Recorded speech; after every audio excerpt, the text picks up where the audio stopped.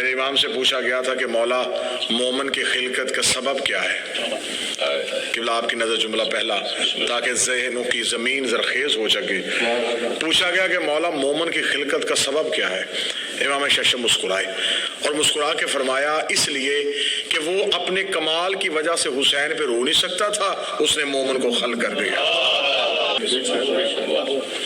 ممبر حسین سے بادشاہ حسین کی کریمی اور حسین کے عزادار کا مقام ہی پڑھا جائے تو دنیا چکرا جائے.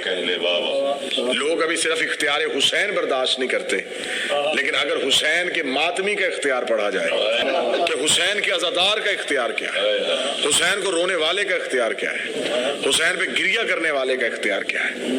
22 سال کی ظاہری سن مبارک تھا میرے بادشاہ کا.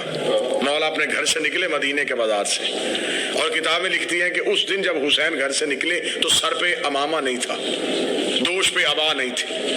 حسین کا باہر نکلنا تھا یا مدینے کے چند لوگ بازار میں دمبے ذبح کر رہے تھے. انہوں نے حسین آتے ہوئے دیکھا، نور حسین پہ ایسے متوجہ ہوئے کہ چھریاں ہاتھوں پہ چل گئی. یوسف نہیں تھا کہ انگلیاں کٹتی، حسین تھے. ہاتھ جدا ہو، ہاتھ تن سے جدا ہوئے. چند قدم بادشاہ آگے گئے تھے یا نوکر نے آ کے قدموں پہ ہاتھ رکھے کہا مولا مڑ کے دیکھیے. نور حسین میں متوجہ ہو کے انہوں نے اپنے ہاتھ کاٹ دیے. واقعہ سنانا مقصد نہیں، ماتمی کا رتبہ بتانا مقصد ہے.